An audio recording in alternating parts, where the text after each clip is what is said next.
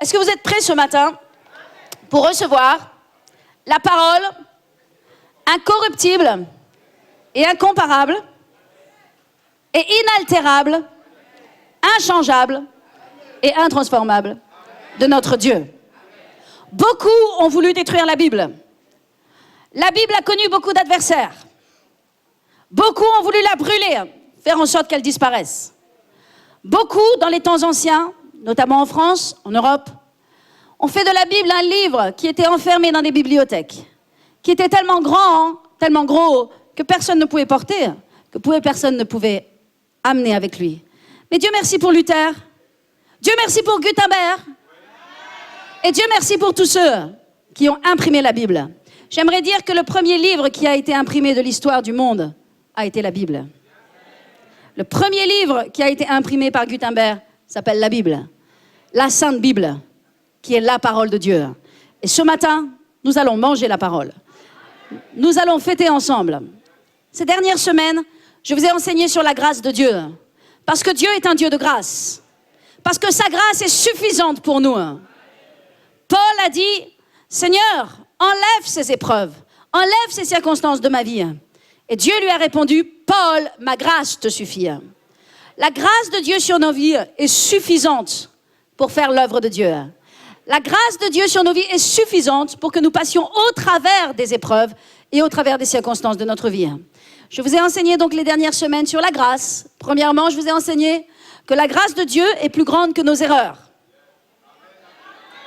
Je prie que ce soit un message dont vous vous rappeliez.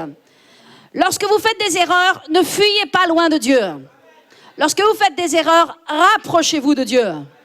Parce que la grâce de Dieu sera plus grande que vos erreurs.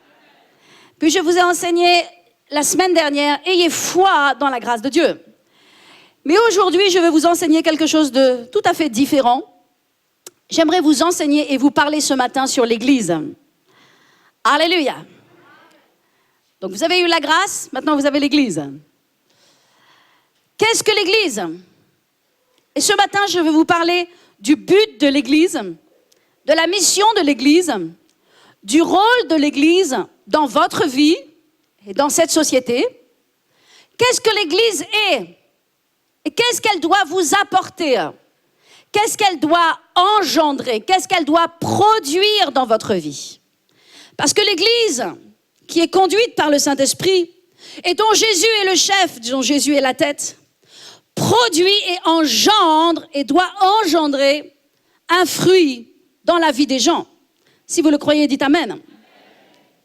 Donc je vais vous enseigner ce matin ce qu'elle est, l'Église, ce qu'elle n'est pas, ce qu'elle doit être et accomplir dans votre vie. Et j'aimerais que nous commencions en tournant dans le livre de Matthieu, dans l'évangile de Matthieu au chapitre 16 et au verset 8.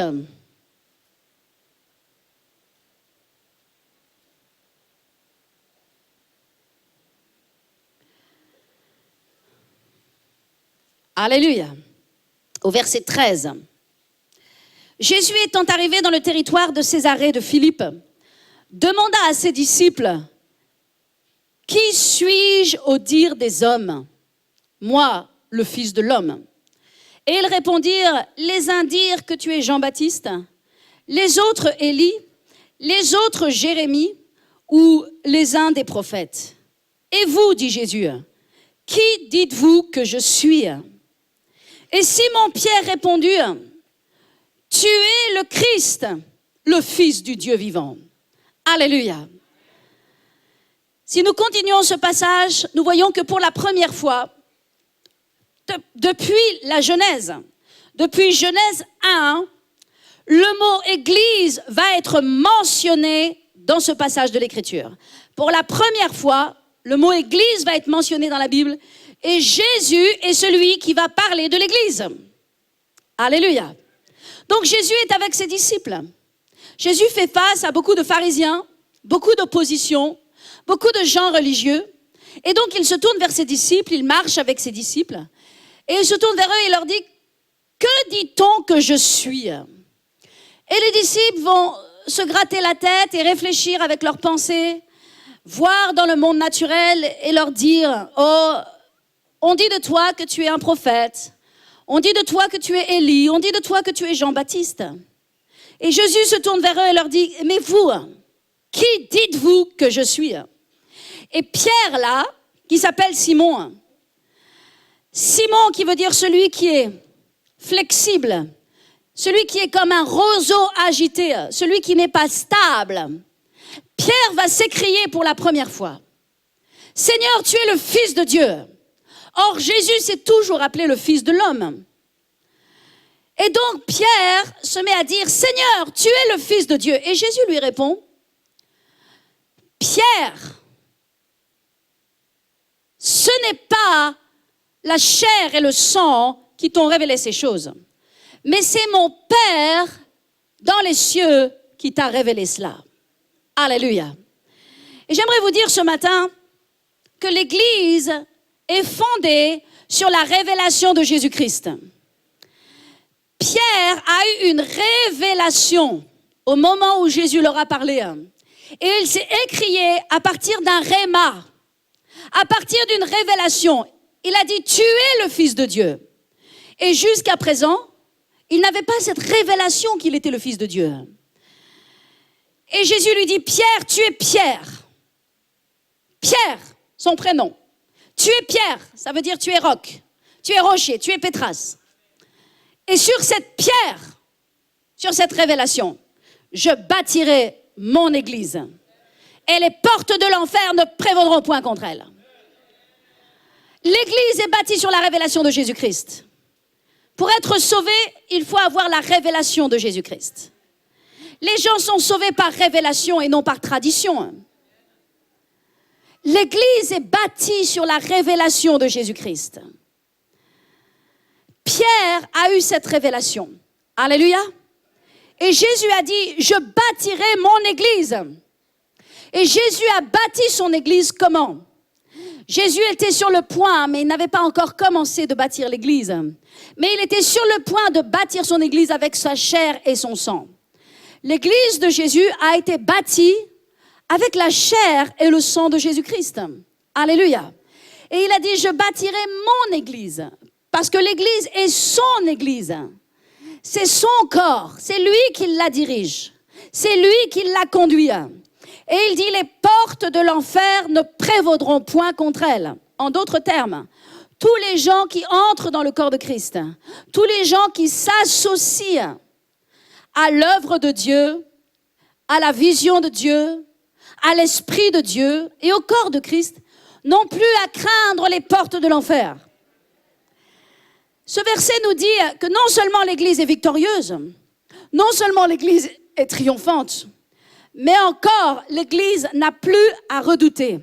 Et les gens n'ont plus à redouter le prince de la mort, qui est Satan. Amen. Alléluia. Ce matin, rapidement, j'aimerais vous enseigner en 7 points.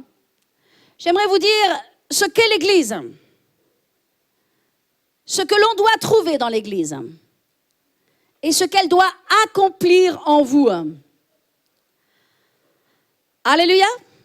Est-ce que vous êtes prêts ce matin? Donc j'aimerais vous partager 7 points de ce que l'on doit trouver dans l'Église, de ce qu'est l'Église et de ce qu'elle doit accomplir en vous. Tout le monde dit accomplir en moi. Est-ce que vous savez que l'Église doit accomplir en vous l'œuvre de Dieu, le plan de Dieu, et nous allons le voir ensemble. La première chose, c'est que l'Église est un lieu où vous venez nourrir votre esprit, où vous venez nourrir votre foi. L'Église est le centre même de la parole. Je vais vous dire que l'école ne va pas vous enseigner la parole. Même la religion ne va pas vous enseigner la parole. Le gouvernement ne va pas vous enseigner la parole. Et votre vie quotidienne ne va pas vous faire grandir dans la foi. Mais par contre, quand vous venez à l'église, alléluia, vous recevez la parole qui fait grandir, la parole qui vous fait croître, la parole qui vous change et qui vous transforme. Donc, le premier rôle de l'église, c'est de nourrir votre esprit. Combien d'entre vous aimez manger? Alléluia. C'est bon de manger. Et combien d'entre vous aimez manger 3 fois par jour? Alléluia. J'aimerais vous dire que votre esprit a faim aussi. Il a faim de manger et même 3 fois par jour. Amen. Ce n'est pas drôle que de ne pas manger. Je viens d'arrêter un jeûne cette semaine. Je l'ai arrêté hier soir parce que je manquais cruellement de force pour aujourd'hui. Et je pensais que c'était raisonnable d'arrêter ce jeûne. Et donc j'ai jeûné toute la semaine. Et je peux vous dire que c'est pas drôle de ne pas manger. Surtout quand les autres mangent. Mais notre esprit a faim. Notre esprit a faim de la parole de Dieu. Et la nourriture de notre esprit, c'est la parole. Et nous avons besoin de mettre à l'intérieur de nous la parole. Vous dites, je passe par des circonstances difficiles. Je dis, j'ai des épreuves dans ma vie. Vous dites, je ne sais pas comment gérer ce genre de situation. Arrêtez de vous plaindre. Arrêtez de vous lamenter. Arrêtez de pleurer sur vous-même. Dieu ne vous a pas donné un esprit d'apitoiement, mais Dieu vous a donné un esprit de force, un esprit d'amour et une raison saine. Alléluia. Remplissez votre cœur de la parole de Dieu. Votre rôle à vous, et Dieu ne peut pas le faire à votre place, et je ne peux pas le faire à votre place, c'est d'aller dans la parole, de chercher des versets, écoutez-moi bien, de chercher des versets qui correspondent à votre situation et de les confesser jusqu'à ce que vous voyez. N'arrêtez pas de parler la parole jusqu'à ce que vous voyez les résultats dans votre vie. La parole est une épée à double tranchant. La Bible dit qu'elle est capable de séparer âme et esprit. Elle sépare ce qui est de l'âme et ce qui est de l'esprit. Elle sépare jointures et moelles. Elle juge des sentiments du cœur. Donc nous avons besoin de la parole surnaturelle de Dieu. Quand nous venons à l'église, nous venons prendre la parole. Jésus a nourri les multitudes. Les multitudes le suivaient parce qu'elles avaient faim. Elles voulaient entendre quelque chose de différent. Elles voulaient entendre quelque chose de différent que ce que nous dit le journal à 20h, que ce que nous disent les politiques, que ce que nous disent le monde. Le monde est négatif, mais la parole de Dieu est positive. La parole de Dieu nous dit que dans ses meurtrissures, nous sommes guéris. La parole nous dit que nous sommes plus que vainqueurs, en dépit des circonstances. La parole nous dit que nous sommes à la tête et non à la queue. La parole nous dit que nous avons vaincu en Jésus-Christ. La parole de Dieu nous dit que nous avons largement, suffisamment, au-delà de ce que nous pouvons demander ou espérer. La parole de Dieu nous dit que Dieu nous préserve de toute chute. Tellement de promesses dans la parole de Dieu. Le monde est négatif, mais nous avons besoin de nourrir de la parole. Et j'aimerais vous dire, peuple de Dieu, vous en avez besoin toutes les semaines. Pas une fois par mois, vous en avez besoin toutes les semaines. Les gens suivaient Jésus parce qu'ils avaient faim. Et Jésus nourrissait les multitudes. Il les nourrissait physiquement et il les nourrissait spirituellement. Alléluia. Et c'est le rôle de l'Église, et nous allons le voir ensemble. Le rôle de l'Église est de nourrir spirituellement, mais aussi de nourrir physiquement. Alléluia. En tout cas, l'Église est là pour vous nourrir spirituellement. 1 Pierre 2 déclare « Rejetant donc toute malice, toute ruse, toute dissimulation, l'envie et la médisance, ok. La Bible dit rejeter toutes ces choses. Est-ce que je peux avoir un amen pour ça? La Bible nous dit de rejeter quoi? La ruse, la médisance. Rejeter quoi? La médisance, l'envie, la dissimulation. Qu'est-ce qu'il nous est dit? Une fois que vous avez rejeté ces choses, vous désirez ardemment, comme des enfants nouveau-nés, le lait spirituel et pur, afin que par lui, vous croissiez pour le salut. Alléluia. Donc, qu'est-ce qui vous fait grandir? La parole est là pour vous faire grandir. Donc, Dieu appelle son peuple à grandir. Dites grandir. J'ai besoin de grandir. Nous avons tous besoin de grandir. Est-ce que vous savez que vous avez besoin de grandir? Mais vous savez, nous avons beaucoup de gens dans le corps de Christ qui aiment rester là où ils en sont. Mais Dieu nous appelle plus loin. Et Dieu vous appelle plus haut. Dieu vous appelle à sortir de votre zone de confort. Parce que Dieu vous appelle à grandir. La croissance n'est pas toujours confortable. La croissance, parfois, elle est douloureuse. Lorsque nos jeunes, ils grandissent, ils ont mal aux articulations. Ils ont mal à certains endroits de leur corps parce que c'est la croissance. Mais Dieu nous appelle à grandir. Et l'Église est là, mes amis, pour vous édifier dans la foi. Elle est là pour vous encourager. Elle est là pour vous éclairer. Parce que bien souvent, nous sommes dans la confusion. Nous faisons face à des circonstances dans lesquelles nous sommes confus. Nous sommes parfois dans des ténèbres. Nous ne savons pas comment agir. Mais l'Église est là pour vous éclairer. Elle est là pour amener la lumière. Mais l'Église est là aussi pour vous émonder. Faites-moi un sourire.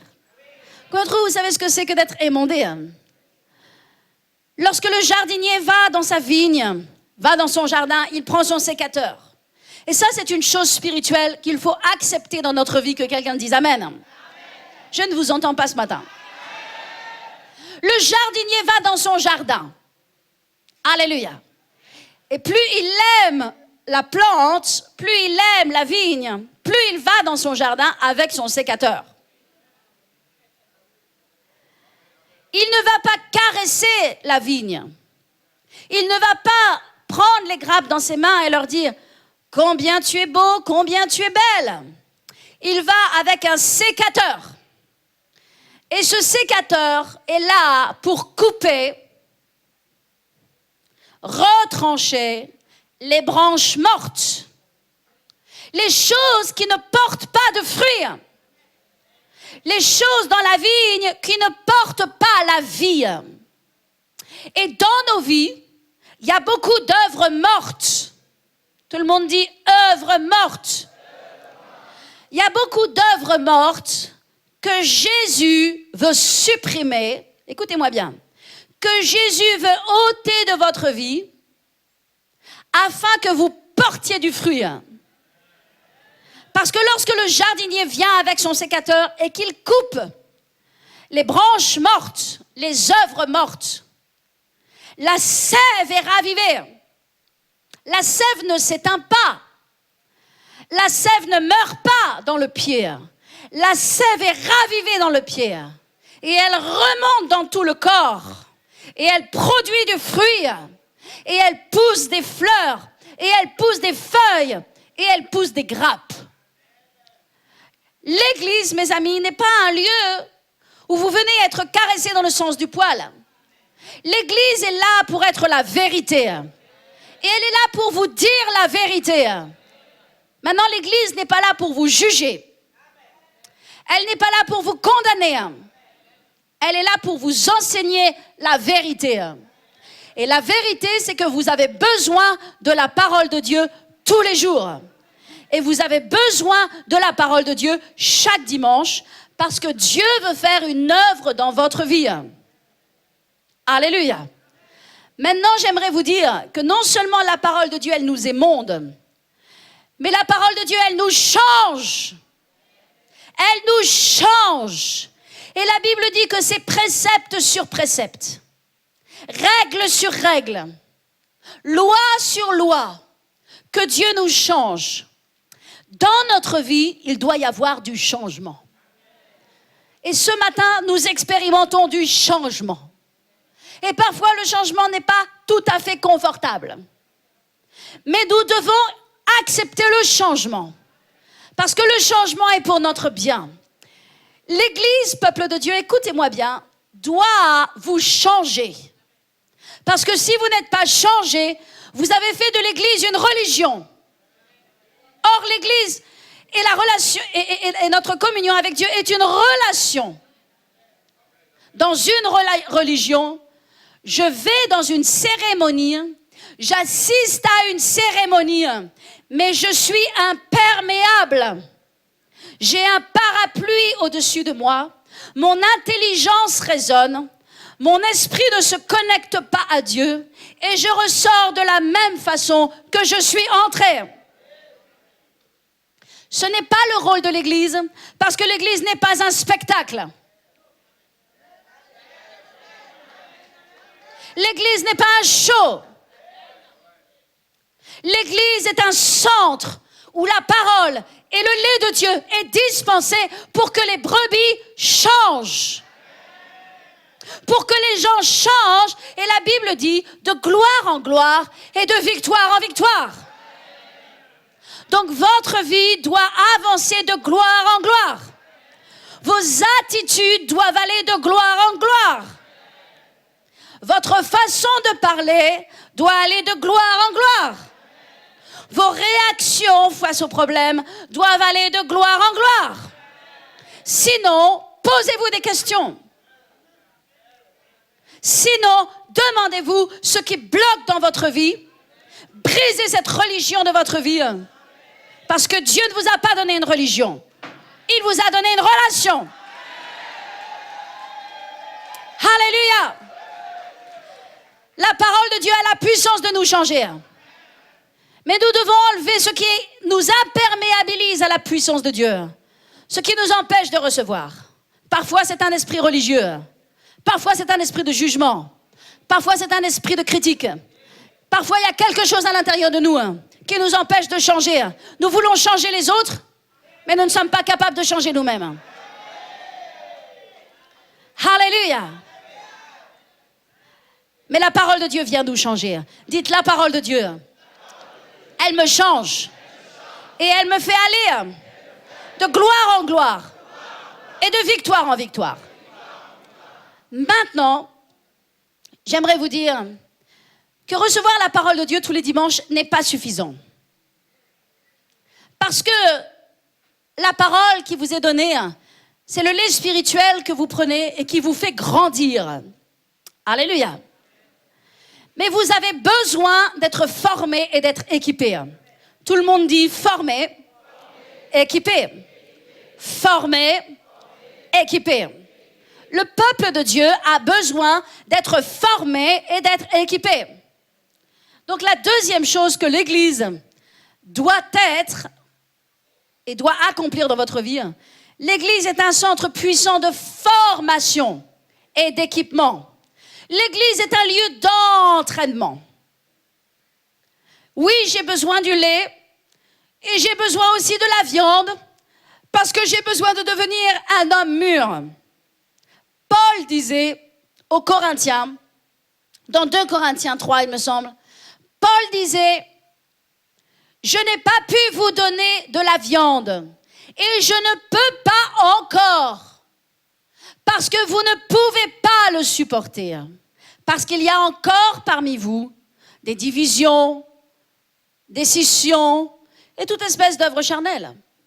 Donc Dieu veut que nous passions du lait à la viande, de sorte que nous soyons des hommes faits. Dans Hébreu, il est écrit que ceux qui sont à la viande sont ceux qui sont des hommes faits et qui sont capables de discernement. Amen. Donc l'Église est un puissant centre de formation et d'équipement. J'ai besoin d'être formé. Vous avez besoin d'être formé. Et la formation avec Dieu est en tout temps. Vous dites, moi j'ai fait l'école biblique dans les années 90. Alléluia. Dieu merci. Dieu vous a formé dans les années 90 pour l'onction qui existait dans les années 90. Mais aujourd'hui, nous sommes dans les années 2010. Dieu a une nouvelle onction. Dieu a une nouvelle dimension. Dieu a de nouvelles directions. Si vous le croyez, dites Amen. J'ai besoin d'être formé. Amen. Formé dans quoi? J'ai besoin d'être formé dans la vision de Dieu. J'ai besoin d'être formé dans l'évangélisation. J'ai besoin d'être formé pour être un outil utile dans les mains du Maître. La Bible dit que dans la maison de mon Père, il y a de nombreux vases. Il y a toute espèce de vases. Il y a des vases en terre, il y a des vases en bois, il y a des vases d'usage vil, mais aussi dans la maison de mon Père. il y a des vases en or et il y a des vases en argent. Des vases qui sont précieux dans le temple et des vases qui sont précieux pour le service. Et mes amis, je dois désirer et aspirer à devenir un vase, écoutez-moi bien, à devenir un vase précieux dans les mains de Dieu. Combien d'entre vous avez ce désir dans votre cœur? Alléluia. Seigneur, je veux être un vase précieux entre tes mains. Fermons nos yeux et prions. Alléluia. Seigneur, je prie dans le nom de Jésus. Oh, alléluia. Seigneur, je prie ce matin afin que tu fasses de chacun d'entre nous un vase précieux. Pas un vase d'usage vil, mais un vase précieux dans ta maison. Seigneur, que tu mettes dans chaque cœur le désir, l'envie, la passion, ce désir brûlant de devenir un vase dont tu ne peux pas te passer. Un vase que tu ne peux pas exclure. Un vase que tu ne peux pas mettre de côté. Un vase qui porte du fruit. Seigneur, je prie dans le nom de Jésus. Fais de chaque personne ici dans ce lieu des vases précieux qui portent ton onction, qui portent ta gloire et qui portent ta lumière dans ce monde. Et tout le peuple dit Amen. Amen. Parce que voyez-vous, en tant qu'enfant de Dieu, j'ai besoin de prendre ma place. Chaque enfant de Dieu a sa place dans l'Église. Il n'y a personne ici qui soit inutile. Et il n'y a personne ici qui soit rejeté. Personne ici n'est trop vieux. Et personne ici n'est trop jeune. Personne ici n'est trop diplômé. Et personne ici n'est pas assez instruit. Tout le monde a sa place dans la vision de Dieu. Mais pour que tout le monde ait sa place, tout le monde a besoin d'être formé et enseigné et transformé. Alléluia. Donc j'ai besoin d'être formé. La Bible dit que notre Dieu s'appelle l'Éternel des armées. Vous savez ce que ça veut dire être formé et équipé? La Bible à plusieurs reprises parle du combat, du soldat. Que nous qui sommes des enfants de Dieu, nous sommes aussi des soldats. Parce qu'il y a un combat sur cette terre. C'est un combat qui est à la vie et à la mort. Et ce n'est pas une vie et une mort selon la chair. C'est une vie ou une mort spirituelle. Dieu existe. Le diable existe. Et le diable poursuit chaque âme, chaque homme, chaque femme, chaque enfant, chaque jeune, pour l'amener dans les ténèbres, l'amener dans la mort, l'amener dans la destruction et finalement l'emmener dans l'enfer. Le diable est actif. Il n'est jamais au chômage. Jamais il n'a mis aucun de ses anges au chômage.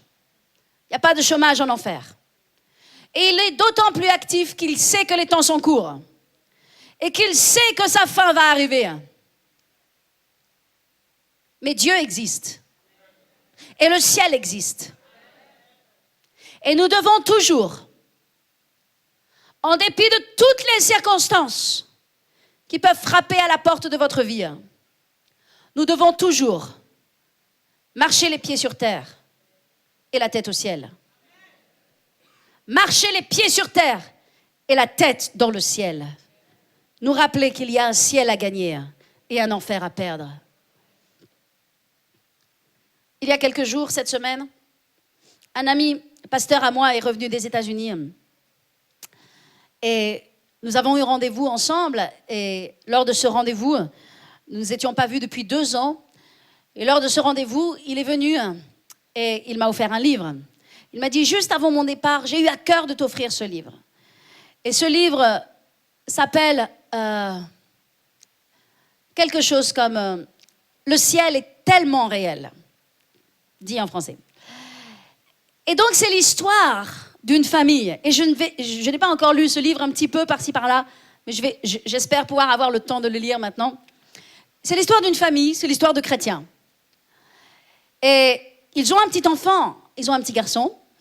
Et je ne sais pas pour quelle raison, je vais la découvrir et plus tard je vous en parlerai. Mais cet enfant tombe malade, il est hospitalisé. Et là, à l'hôpital, il est probablement opéré. En tout cas, ses parents sont en train de prier. Ils prient dans une chambre à côté, ils intercèdent pour leur petit garçon parce que la situation est très très grave.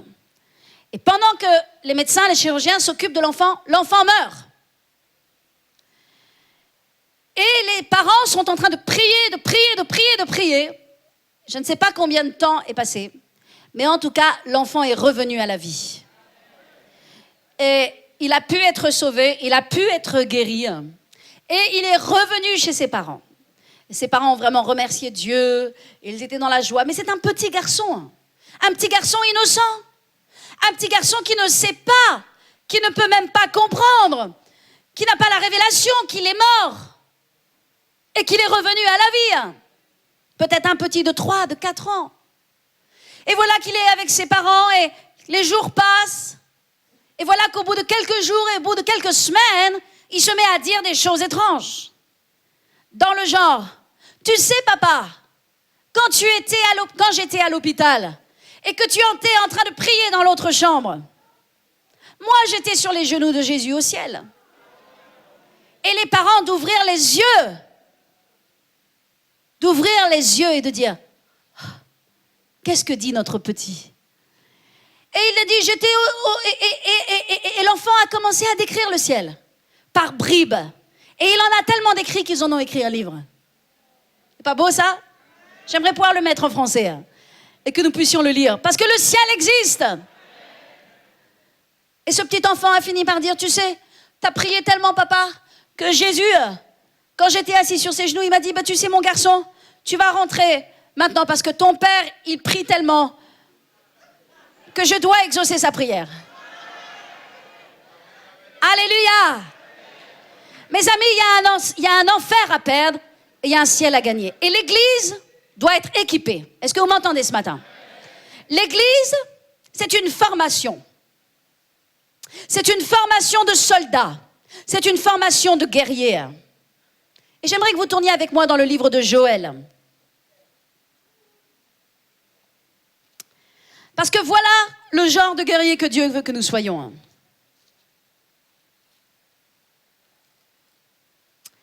Alléluia. Dans Joël 2, au verset 6, il est écrit, si vous y êtes, dites Amen.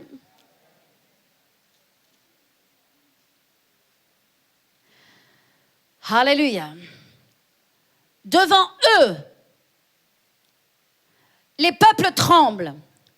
Tous les visages pâlissent. Alléluia. Ils s'élancent comme des guerriers. Ils escaladent les murs comme des gens de guerre. Chacun va son chemin sans s'écarter de sa route. Ils ne se pressent point les uns les autres et chacun garde son rang. Ils se précipitent au travers des traits sans arrêter leur marche. Ils se dispersent dans la ville. Ils courent sur les murailles. Ils montent sur les maisons. Ils entrent par les fenêtres. Alléluia. Voilà l'image d'une armée. Et mes amis, peuple de Dieu, écoutez-moi ce matin. Dieu veut faire de vous un guerrier. Et pour cela, il a besoin de vous équiper. Paul n'a-t-il pas parlé du bon combat? Que le seul combat que nous avons besoin de combattre, c'est le bon combat de la foi. Néanmoins, il y a un combat. Paul a dit les armes avec lesquelles nous combattons. Il a parlé des armes. Il a parlé des armes offensives. Il a parlé des armes défensives. Il a dit que le croyant devait être revêtu d'une cuirasse. Il doit porter le casque du salut. Il doit mettre les chaussures et la ceinture et l'épée et le bouclier de la foi. Les armes de notre combat ne sont pas charnelles, mais elles sont puissantes par la vertu de Dieu pour renverser les forteresses et tous les raisonnements qui s'opposent à la connaissance de Dieu. Alléluia. Donc mes amis, le peuple de Dieu et vous avez besoin d'entrer dans la zone de combat. Sortez de votre zone de confort. Est-ce que vous m'entendez ce matin? Je sais que vous êtes un peu loin, mais est-ce que vous m'entendez? Sortez de votre zone de combat. Sortez de votre zone de confort pour entrer votre zone de combat. Là où Dieu va vous permettre de devenir mature. Alléluia. Paul a dit, pour moi, je sers de libation. Et je sais que le moment de mon départ approche, mais j'ai combattu le bon combat.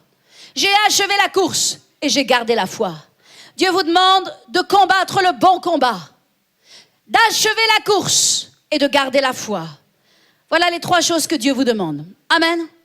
Donc l'Église est un lieu dans lequel le peuple de Dieu doit être formé et équipé. Vous dites, moi, je ne suis pas formé. Je reçois le lait, mais je ne suis pas formé. Eh bien, j'aimerais vous dire ce matin, vous avez besoin d'être formé. Vous avez besoin d'être équipé. Vous avez besoin de recevoir l'équipement de la parole de Dieu et de devenir un guerrier dans le nom de Jésus. Si vous le croyez, dites Amen. Troisièmement,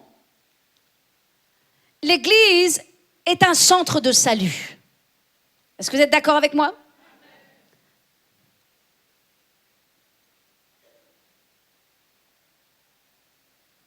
L'Église est un centre de salut.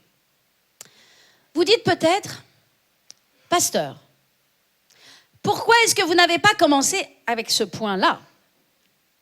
Pourquoi l'Église n'est pas premièrement un centre de salut? Vrai ou faux?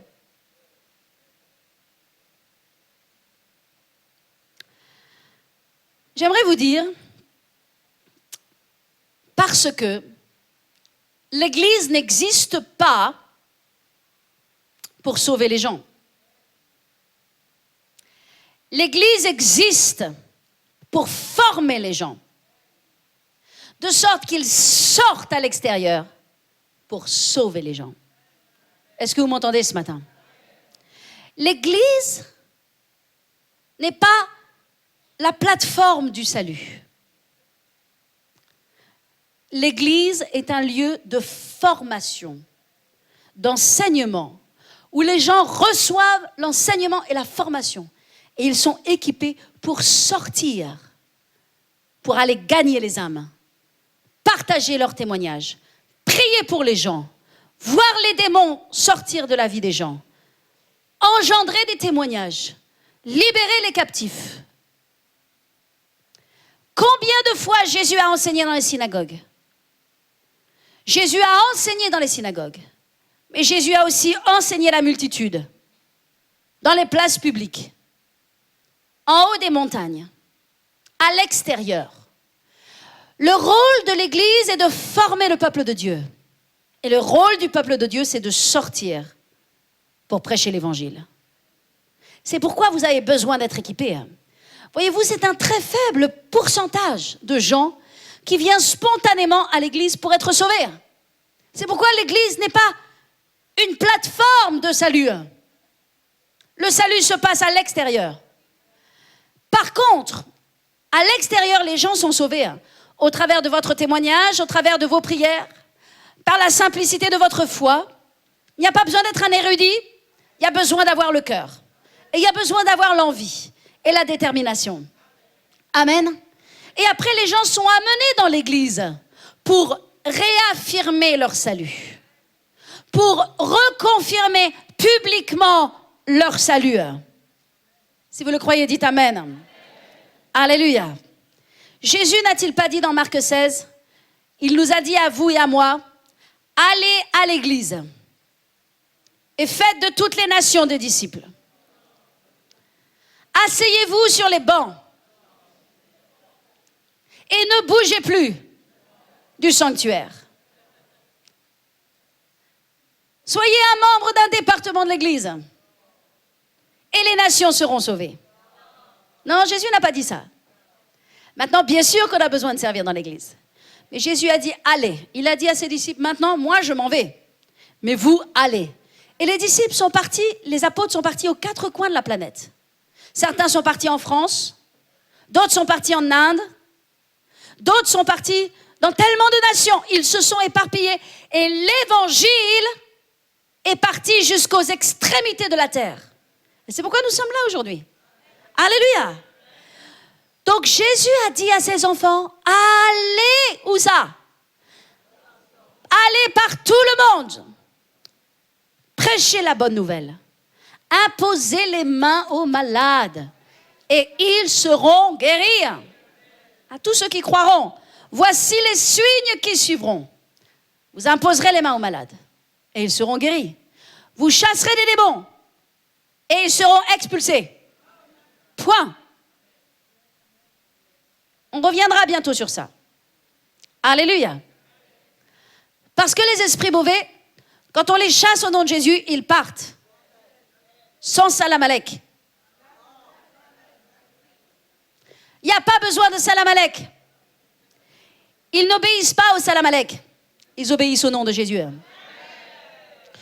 Toute chaîne, tout lien, toute puissance des ténèbres.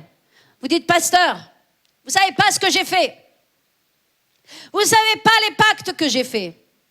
J'aimerais vous dire, la repentance brise tous les pactes.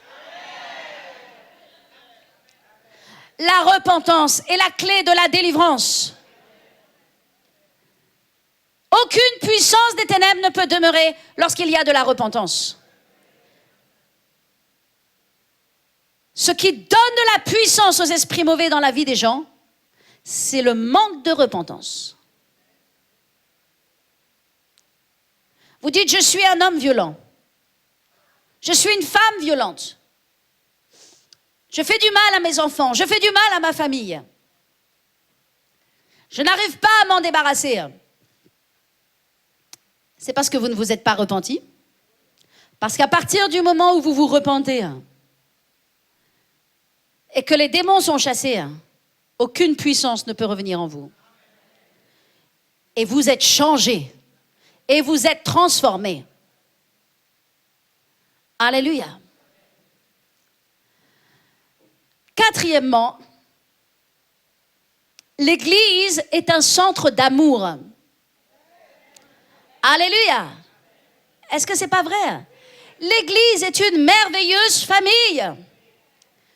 Je suis très fière d'avoir une grande famille et d'avoir une aussi belle famille que notre famille.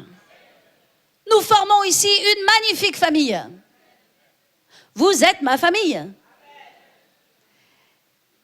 Et nous sommes frères et sœurs. Nous partageons un seul sang. L'Église est un centre d'amour. C'est un lieu dans lequel nous devons trouver le ministère des bras. Où nous devons voir l'amour, la gentillesse, l'accueil. Hier, nous avions notre réunion Faisons connaissance. Et il y a des personnes qui ont dit combien elles apprécient d'être à l'église en tant que nouvelles personnes, comment elles sont bien accueillies, comment elles sont aimées et appréciées. Et c'est ce que doit être l'église, un lieu d'amour. Nous devons, peuple de Dieu, marcher dans l'amour. Ce n'est pas ici un centre de jugement. Ce n'est pas un centre de condamnation. Ce n'est pas un lieu de rejet et de critique. Il y a suffisamment de mauvaises choses qui se passent dans le monde pour que nous amenions ces choses dans l'église. Hier, un couple, un jeune couple qui n'est pas marié, est venu me voir pour m'expliquer leur situation. Cette jeune femme a grandi dans le Seigneur et elle aime le Seigneur. Et elle n'est pas mariée et voici qu'elle se trouve enceinte. Mon rôle n'est pas de les juger. Mon rôle n'est pas de les condamner. Et votre rôle non plus. Mon rôle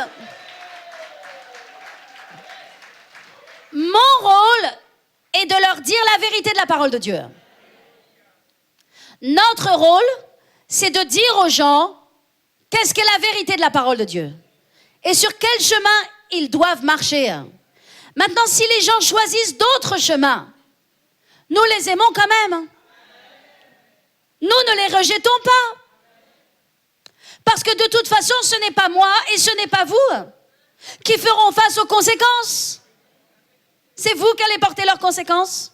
C'est vous qui allez souffrir à leur place. C'est vous qui allez faire face à ce à quoi ils font face. Non. Donc notre rôle en tant qu'Église, n'est pas de rejeter les gens. C'est de les aider. C'est pas de les juger ni de les condamner. C'est de leur dire la vérité de la parole de Dieu. Après eux, c'est leur choix. C'est leur choix. Tout le monde a le choix. Tout le monde a le choix. Il y a des gens qui viennent me dire, oh pasteur, je veux divorcer. Moi, je leur dis la parole de Dieu. Mais je ne peux pas garder des gens mariés contre leur gré. Ils font leur choix. Et je ne suis pas responsable de leur choix.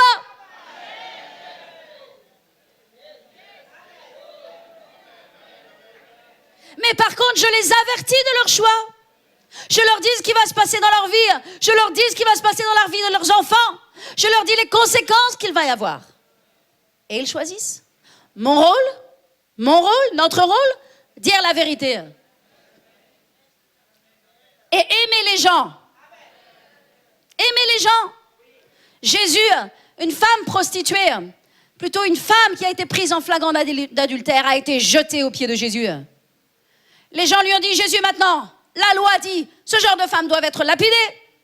Qu'est-ce que tu fais? Qu'est-ce que l'on fait maintenant? Et Jésus s'est tourné vers ces gens et leur a dit que celui qui n'a jamais péché, qu'il jette la première pierre. Ah, ça a déjà dissuadé pas mal de monde. Mais après, Jésus s'est tourné vers cette femme et il lui a dit, maintenant, femme, va et ne pêche plus. Va et ne pêche plus. Et ça, c'est le rôle de l'Église. Nous ne sommes pas là pour lapider les gens. Nous ne sommes pas là pour lapider les gens. Nous sommes là pour les aimer. Pour leur dire, va et ne pêche plus. Alléluia. Alléluia. L'Église, cinquièmement, est aussi un centre, alléluia, de soutien et d'aide. L'Église doit être un centre de soutien et d'aide. Et j'aimerais vous dire que c'est pour cette raison que nous avons besoin de tous les gens et de toute espèce de gens. Nous avons besoin des avocats. Et nous avons besoin des juristes. Et nous avons besoin de professionnels dans l'informatique. Et nous avons besoin de tous les dons et de tous les talents. Parce que l'Église doit être un centre de soutien et d'aide. En d'autres termes, l'Église est là pour résoudre les problèmes de la société. Nous sommes là et nous devons être encore plus davantage là pour résoudre les problèmes de la société. Nourrir les pauvres, instruire les couples, solidifier les mariages, éduquer les parents à être de bons parents, encadrer les jeunes pour qu'ils donnent leur force, leur zèle, leur talent à Dieu et non au diable, conseiller les célibataires, enseigner les bases de la prospérité pour que les gens passent de la pauvreté à l'abondance, du manque au plus qu'assez. Enseigner les bases de la prospérité, enseigner la gestion de leurs finances, enseigner à mettre Dieu en premier dans leur argent s'ils veulent voir la bénédiction financière dans leur vie. Alléluia. Enseigner les principes de Dieu. L'Église doit être présente dans les prisons. L'Église doit avoir les réponses pour ceux qui sont dans la drogue, dans l'alcool, dans la dépendance, dans le sida, dans la souffrance. L'Église doit être aussi une puissante plateforme médiatique qui a une voix dans ce monde. Alléluia. Notre voix doit sortir dans le monde. La voix de l'Église doit arriver sur la place publique. Elle doit se faire entendre dehors. Elle doit être médiatique. Alléluia. Gloire à Dieu. C'est pour ça que je rends grâce à Dieu pour les avancements que nous avons faits, les progrès que nous avons faits. Aujourd'hui, le culte est en live. Et j'ai oublié de vous dire une annonce ce matin. Je vais profiter pour vous le dire maintenant. C'est que maintenant, vous pouvez recevoir MyPCC TV, qui est le programme télé de l'Église. MyPCC TV. Vous allez sur le site www.parissaintechrétien.com et vous pouvez le recevoir sur vos téléphones et sur toutes les tablettes. Alléluia. Ouh. Amen. Applaudissons le Seigneur pour ça. Vous êtes dans le métro, vous êtes quelque part et avec votre téléphone, vous allez sur l'église et vous allez sur MyPCC TV et vous recevez le programme de l'église. Alléluia. L'église doit être à l'extérieur. Elle doit être puissante médiatiquement. Amen. Sixièmement, l'église doit être un grand centre d'adoration. Que lorsque vous venez ici, vous entrez dans la présence de Dieu. Et vous ressentez la présence de Dieu. Et vous montez dans la présence de Dieu. La Bible dit que Dieu nous donne un manteau de joie. Il nous donne une huile d'onction à la place du deuil et des cendres. He gives beauty for ashes, all of joy for mourning. Hallelujah. Donc l'église est un grand centre d'adoration où les gens, lorsqu'ils viennent, ils doivent apprendre à louer Dieu. Ils doivent rentrer dans leur maison avec le CD de l'église. Je ne vous entends pas. Avec la louange de l'église pour adorer, monter dans la présence de Dieu dans leur maison. Amen. Et septièmement, parce que je vais terminer maintenant, l'église doit être un puissant centre de prière. Un puissant, alléluia, un puissant centre de prière. Ça doit être un grand centre de prière et d'intercession. Il est écrit sur le peuple sur lequel est invoqué mon nom. S'humilie, prie et cherche ma face. S'il se détourne de ses mauvaises voies, je l'exaucerai du haut des cieux. Je pardonnerai son péché et j'exaucerai ses prières. Jésus a dit, ma maison sera appelée une maison de prière. Peuple de Dieu, venez à l'église prier. Et j'encourage toutes les personnes qui prient dans cette maison. Et je veux plus de personnes qui prient dans cette maison. Toutes les cellules d'intercession, je veux que vous priez avec le feu de Dieu. Je veux qu'il y ait 24 heures de prière dans ce lieu. Des gens qui prient 7 jours sur 7. Alléluia. Parce que l'église est là pour prier pour les besoins des gens.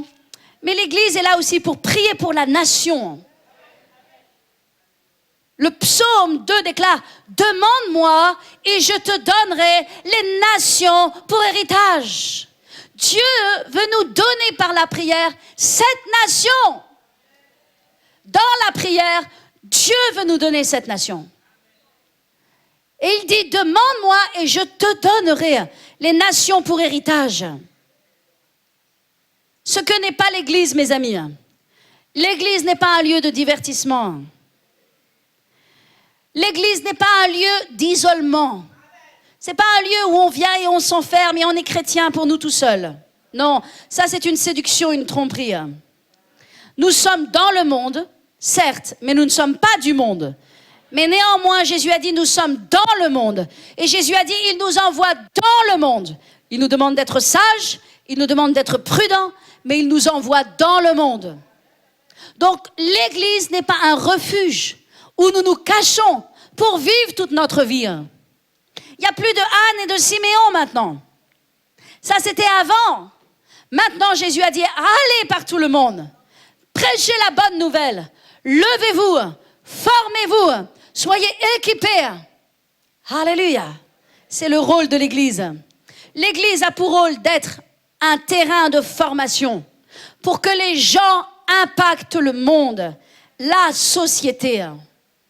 Écoutez-moi bien. Si l'église n'est pas en train de former des disciples, elle passe à côté de sa mission. Est-ce que vous m'entendez?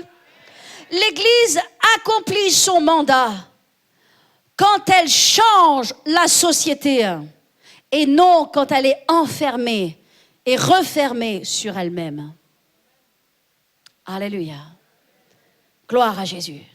C'est pourquoi je vous dis, peuple de Dieu, alors que Jésus revient bientôt, nous devons nous former, nous équiper. Nous devons être prêts. Venez à l'église, prendre le lait, manger la nourriture spirituelle. Venez aussi à l'église pour être formés et équipés. Alléluia. Allez dans les groupes de maison. Servez.